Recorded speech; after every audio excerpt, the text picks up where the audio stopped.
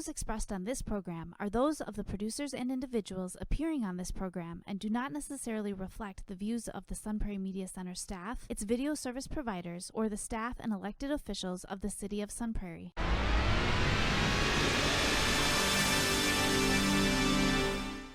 Hello and welcome back to Real Reviews. My name is Jamison Rabbit, and this week I am all by my lonesome. It's just you and me, and we're going to be talking about a bunch of movies. And luckily, I have a lot of movies to talk about. It is we've gone through the drought that was August and late July, and now we are finally into a season of birth of movies, a plethora of films to talk about. And so this week I'm really excited. I have some ones that I definitely want you to go check out. So I'm going to get us started first this week with our streaming spotlight. It's a movie that we have over on Disney Plus from director Robert Zemeckis. It is his retelling of Pinocchio, the Disney classic. This is another in the retelling that Disney is doing of their animated movies into quote-unquote live action form. This is telling the tale of the lonely clockmaker Geppetto, who in this film is played by Tom Hanks, who builds himself a wooden boy and wishes him to come to life. And this film has the adventures that follow, narrated by that little cricket, Jiminy Cricket, who is voiced by Joseph Gordon-Levitt. And it really follows the story of the 1940 classic fairly closely, only deviating slightly to update some kind of problematic content from the 1940s, which is fair. But we see as Pinocchio falls in with the wrong crowd, allowing Honest John to steer him wrong. We get the whale swallowing him up, the boys turning into donkeys over on Pleasure Island, all these things. But mostly what we get is a very lackluster movie, unfortunately. Robert Zemeckis, the director, kind of really lives and dies with his love of CGI, and sometimes it works, but oftentimes it does not, and that has been the case lately for him, I feel. Monstar, the whale, which is really a huge moment in this story, feels less monstrous because any dread or menace from him is lacking. And one of the things that was really rough, especially for a Tom Hanks-led movie, is this film lacked a lot of heart and a lot of personality. And, you know, Tom Hanks was serviceable as Geppetto, but nothing more. And it's missing something even bigger, is that with some of the changes that are made to the story, it's taken away some of the lessons of consequences for Pinocchio. He never learns consequences for lying or gluttony from Pleasure Island, all of the things that kind of scared me as a kid. We're all really kind of washed away in the telling of this story, and it seems subtle at first until at the end you realize, like, yeah, he kind of just got to go through this story and never really had to deal with true consequences like he did in the original. It kind of takes away the moral of the story for this film. So I didn't have a lot of high hopes going in for this movie. I did have an open mind for it, but it just lacks soul, lacks vibrant, beautiful visuals, and has some kind of downright terrible sequences for animation, which kind of surprised me. Robert Zemeckis has kind of really lost me with a series of recent misuses of CGI, such as a few years ago he had Welcome to Marwen, based on the documentary Marwen Call. That was a CGI nightmare of Steve Carell in there. His version of The Witches, which came out, I believe, last year, was pretty terrible. Beowulf, in which he tried to make a full CGI film that was just horrendous. He's kind of really fallen in love with visuals over actual storytelling to me. And I mean, I would just say, you know, Robert, ask Zack Snyder how that works when you fall in love with visuals but don't know how to create actual human emotions. It really kills your movie. And I'm hoping that this is the worst telling of this Pinocchio story that we get this year. I'm looking ahead in December. We have Guillermo del Toro bringing his vision of the Pinocchio story coming to us, and I'm really hopeful for that. But unfortunately for this Pinocchio movie over on Disney Plus, I give it 1.5 out of 5 stars. I cannot recommend it. It's not worth the time. Moving on to what we have on the marquee this week, though, we have 3 movies to talk about. The first one being a film called Barbarian from director Zach Cregger. Barbarian is an experience, and one that I didn't expect. It's a movie that I wish I knew someone else who saw this movie so I could talk about it with them, because I've been dying to talk about this movie. And so that's kind of why we are gathered together today. But I'm gonna try and keep a lot of the plot points to myself, because I think it's important that you go in kind of cold. But it's a film about a young girl named Tess, played by Georgina Campbell. She's a 20-something-year-old lady who arrives at an Airbnb late at night in a rainstorm, only to find that there's a man staying there, a man named Keith, who is played by Bill Skarsgård, who you may know as the man who played Pennywise in the It movies recently. They find that they each have booked a stay here from different apps, and Tess right away breaks rule number 1 in horror flicks when she accepts Keith's offer to come inside while they figure this out. And right away I'm saying, well, that's you don't do that. He offers her some tea, and ultimately offers to let her stay there because all the hotels in the area are booked for a convention. And so she breaks another rule of horror movies, and she stays the night with this awkward stranger. And I'm yelling, no, sleep in your car. What are you doing? And I thought it was interesting that the casting of Bill Skarsgård in this role really offers this kind of unique duality, because as Keith, he's reassuring and seemingly nice, but as an actor, Bill Skarsgård brings a presence of really threatening undertones. And at one point, as he's trying to calm her down, he has this great quote where he says, "What do I look like, some kind of monster to you?" And you're like, oh, that's good, because yeah, you kind of do. But as she's staying the night, there's some odd things that happen in the night, and when she awakens in the morning, Keith is gone, and Tess realizes that this place that she's staying in is in the midst of one of the worst sections of Detroit, surrounded by dilapidated buildings, kind of like where Candyman lived, if you remember that. So she's in the house. Tess finds that there's no toilet paper in the house. She goes searching. Of course, there's a basement. There's a door to the basement. She decides, I'll go downstairs, see if there's toilet paper down there. Of course, right? So the basement door locks behind her. And what she discovers down there in the basement is a secret door that leads to a secret passageway. And nope, not going in there. But, of course, she's curious, and she's also horror movie dumb. So she goes in, and what she finds behind that door is some seriously sinister stuff. Some disturbing stuff has happened behind that door in the past, and it is kind of terrifying. When Keith arrives, lets her out, she tells him what she saw. So, of course, he's got to go down and check it out as well. This leads to a discovery of a sub-basement within the basement that you couldn't pay me money to go down those stairs, but of course he does. And what he finds down there is something that you need to see. Meanwhile, we're like halfway into the movie.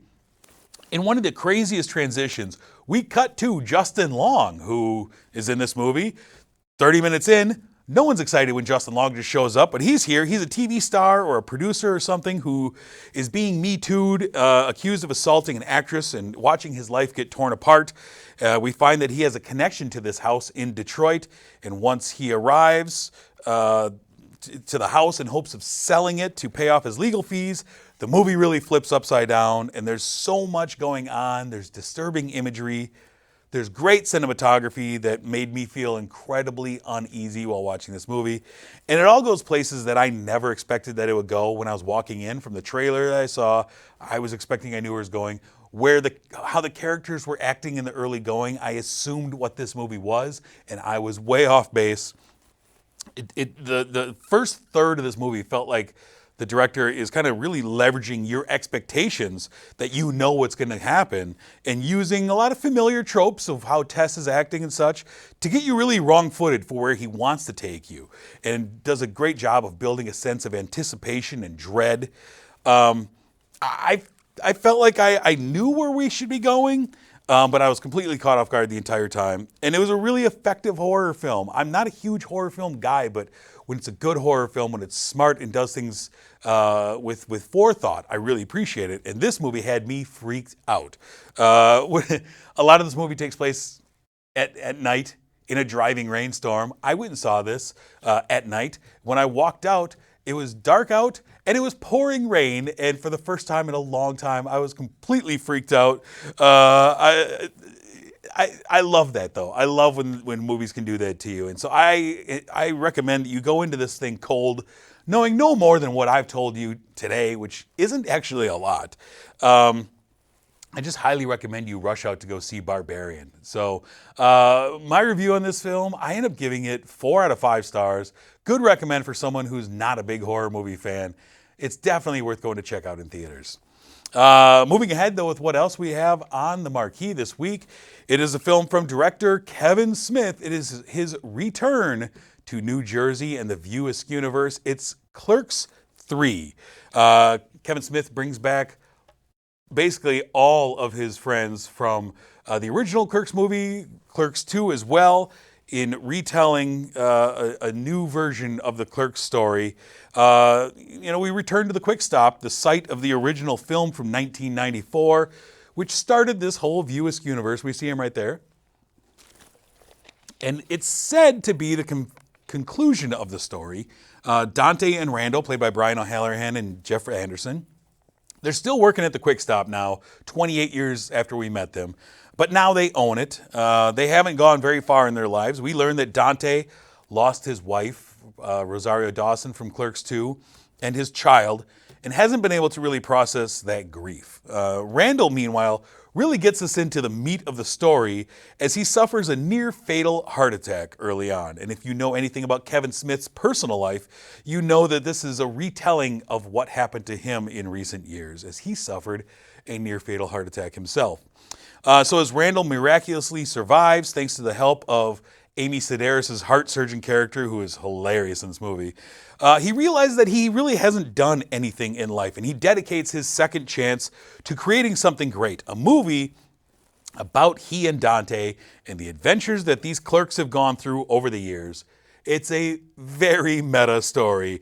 We see them shooting scenes that are word for word, shot for shot remakes of the original Clerks film, as these are the events that happened to these men. This also brings in a gamut of cameos, as well as characters that we haven't seen in 28 years, bringing back actors who were basically just actual customers at the Quick Stop back in '94, coming back to revise their characters in this film.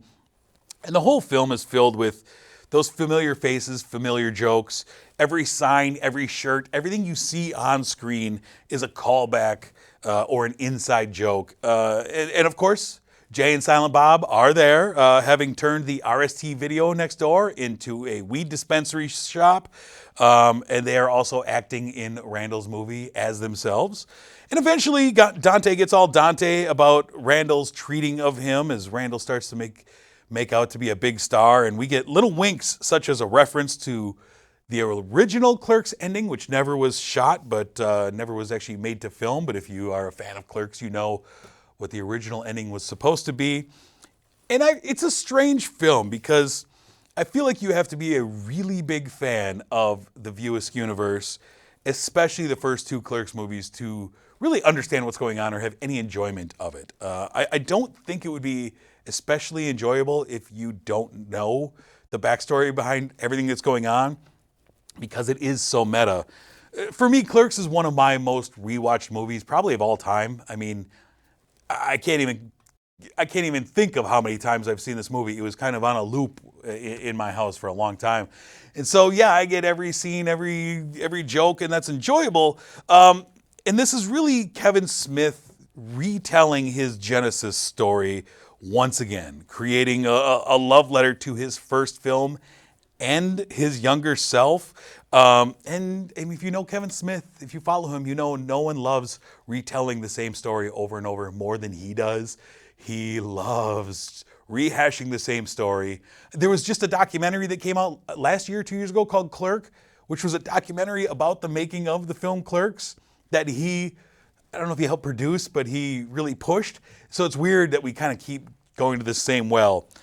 And all these hours that we've spent with these clerks gives a lot of emotional weight, I think, to the characters. And we see things in this movie, a lot more serious tones than we've seen in previous movies. These are guys who are now in their mid-50s. They're not dumb clerks.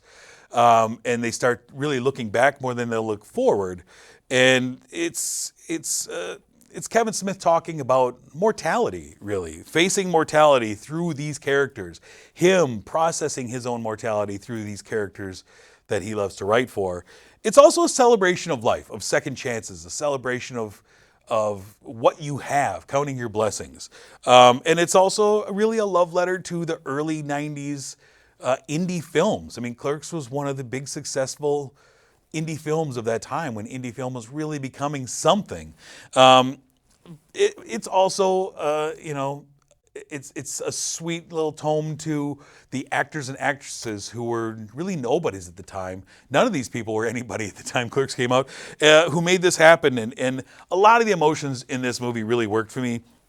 It was great seeing a lot of these beloved characters back. Trevor Furman as Elias, who we met in Clerks II, has a major role in this as like the third wheel between these clerks. He was great as a guy who was a God-preaching virgin who casts down that in exchange for praising Satan, but he doesn't know what he's doing, and it's really funny. It's really enjoyable.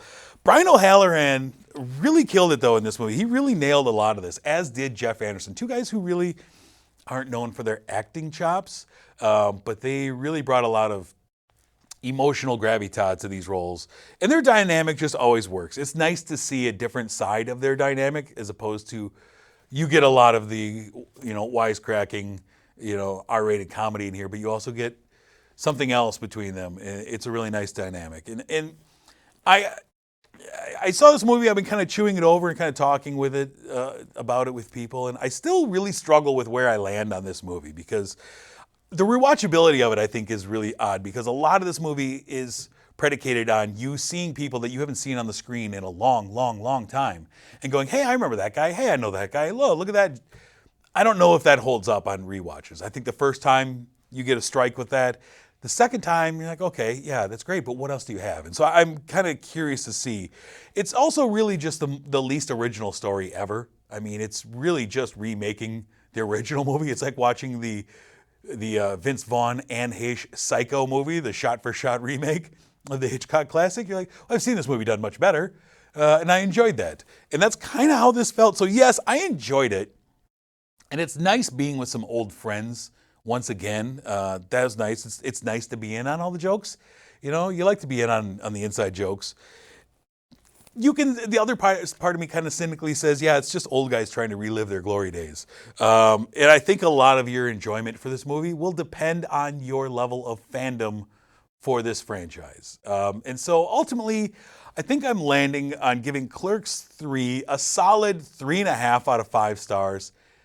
It's enjoyable. If you see it in theaters, make sure you stick through the credits because there's a feature documentary afterwards with Kevin Smith kind of talking about the making of Clerks once again, but also the making of this movie and what it took to come together and all that stuff. And that's a fun little 15-minute documentary afterwards, so make sure you stick through the credits. The last film I have for you this week is a film that is... it's a prequel, and it's very interesting. It's a film called Pearl from director Ty West. It's a prequel to Ty West's film X, which came out earlier this year. And after seeing X in the theater, after the credits, there was a trailer for Pearl. And I was excited for this. And unbeknownst to me, Ty, and anyone else really, Ty West had been shooting both movies at the same time. As he made X, he was also shooting the prequel to it on the same set. And X, if you didn't see it, was a film shot to really represent the 1970s with a pornographic film being shot on this remote farm until dark things start to happen. It had a very specific look to it, reminding you of the 70s slasher flicks like Texas Chainsaw Massacre. Mia Goth also starred in that as a young lady who was known as Maxine. She was also known as Pearl. If you want to know why, I suggest you go watch X. But she was a young lady who wanted to be a star, and she was going about it by being in a low-budget porn movie. This movie now, cut to Pearl, the prequel, takes place in 1918 on the same farm that all the events of X happened in. It's at the height of the Spanish flu pandemic, which is a brilliant thing to shoot during a pandemic. I mean, he shot this movie in 2020, and so it also gives you an excuse to allow your characters to wear masks as you're shooting during a pandemic, because the movie is happening during a very different pandemic. You see there, people wearing masks. So it also ties in the narrative really nicely. I enjoyed that. But the film opens with this beautiful opening title sequence, very much like the films of the early talkies in like the 1930s. Pearl is a young woman living with her on a farm with her strict German mother and her father, who is infirmed, unable to speak or do anything for himself. He's in a wheelchair. And Pearl is a sweet, innocent girl, very reminiscent of like a Judy Garland type, especially in our introduction to her. Sweet, she's singing to the animals on the farm. She's a dreamer, and she wants to be a dancer up on that silver screen that she sees. Her husband is away at war, but she can't wait to break free from her mother's firm grip on her life. And so as she goes into town, she meets a young projectionist at a small theater who shows the wartime reels as well as films of the dancing girls that she is obsessed with and the dancing troops. And he offers her a promise of taking her away after this war is over and opens her eyes to a different world by showing her an illegal stag film that he had got his hands on. And this kind of really excites her. But when he cools on her, things start to change. She lets the more sinister side of her come out, and this film is a slow burn of the portrait of this young, sweet farm girl who has serious darkness in her, and her pet alligator who we see in the nearby pond, where most of her secrets go into that pond. And Pearl runs really hot and cold. But that's one of the best things about this film is Mia Goth's performance. She plays Pearl so wonderfully sweet, and that makes the sinister side of her that much more effective. And she does not take disappointment well, and it's fun watching as Mia Goth is able to really transform everything in her. You see subtle changes in a flicker of her eye, and you realize, oh, this is the other side of Pearl that nobody wants to mess with. And there's a few great scenes in here, including one between her and her mother in the kitchen, where the anger and the animosity between these two really boils over, and there's a great argument between them. That's two great performances. And later on, she has this long monologue later in the film where she really reveals her innermost thoughts, and you really get to flesh out a little bit of what is making her tick and what she's capable of. And it was a great scene because it's an uncut single shot monologue of her that went on for 4 or 5 minutes. It was really good. The other star of this film, though, is the production design. It's shot like a film from the 1930s. You're going to feel like you're watching Wizard of Oz or something like that. Vibrant colors popping off the screen, like Technicolor. Really beautiful. Ty West loves tying eras of filmmaking into his movies. So like I said previously with X, it very much looked like a 1970s slasher grindhouse film. Like it was shot on grainy stock almost. Really low-grade, gritty stuff. This film looks like one of the classic early talkies. It's beautiful. You could say, well, this was an MGM production from the early days. Yeah, I'd understand that. Just really incredibly beautiful. Also, this film features one of the single greatest combined opening and closing credit sequences I've seen that I can remember. Opening credit sequence is great. It's beautiful. It sets the tone for what this movie wants to be. It's really cool and just looks, the fonts, everything, like the eye for detail is great. And then the closing credit sequence is, you have to go see it because it's great. And as with other films, as I say, you have to stick through the credits for this one as well, because after the credits, we see a teaser, much like we saw in X, had the teaser for Pearl. After Pearl, we see a teaser for where Ty West is taking this trilogy next, as we see the next film is a title called Maxine, with three X's in the middle. Oh, I wonder what that means. And it is looks like a gorgeous 1980s VHS aesthetic to it, as they're out in Hollywood and Maxine is going to go be a star.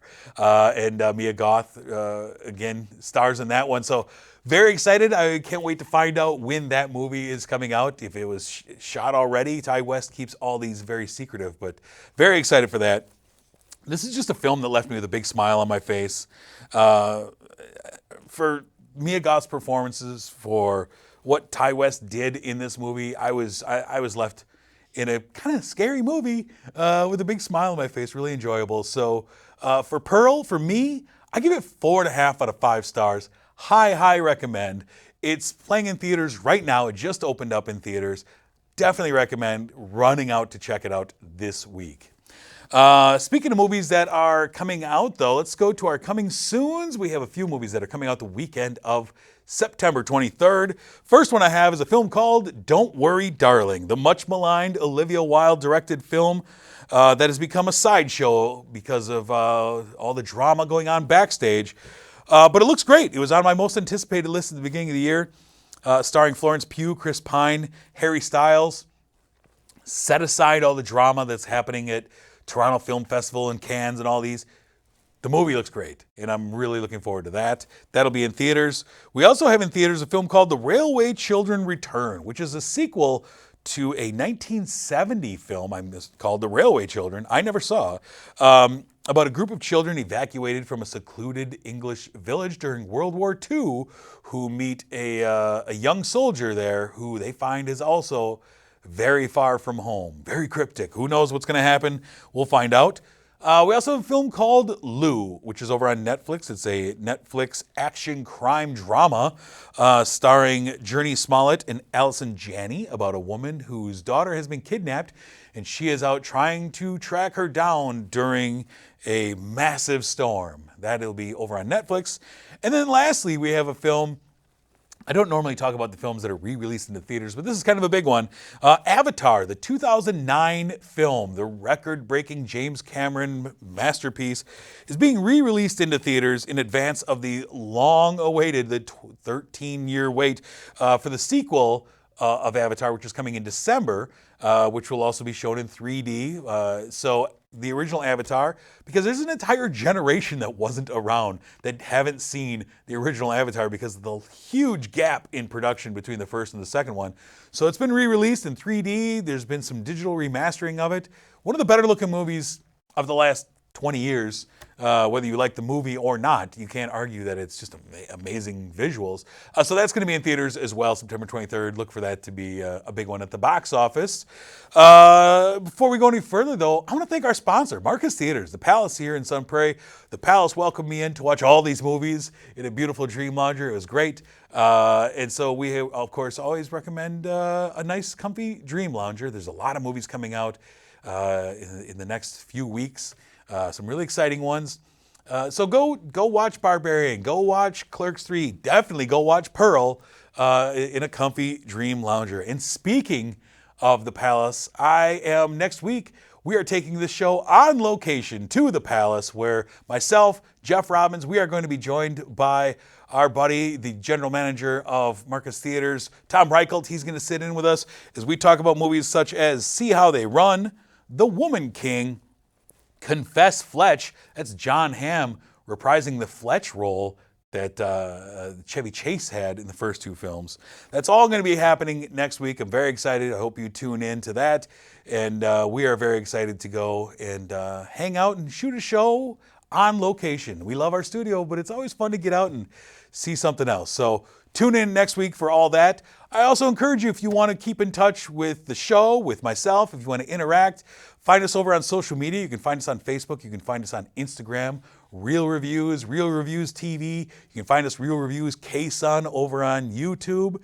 I love interacting with people. I've been getting a lot of great recommendations for movies that we should be talking about. Of course, the Indian film focus came out of that. And so I always encourage you to come and chat with me over there. I always look forward to it. But until next week, I'm Jamison. Thanks for watching.